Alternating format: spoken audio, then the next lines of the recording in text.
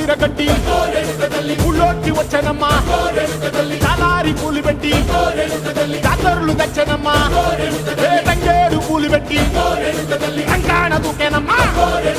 ముక్కు ముక్కెర పెట్టి ముల్లోకాల నెలనమ్మా ముందార చూడంగా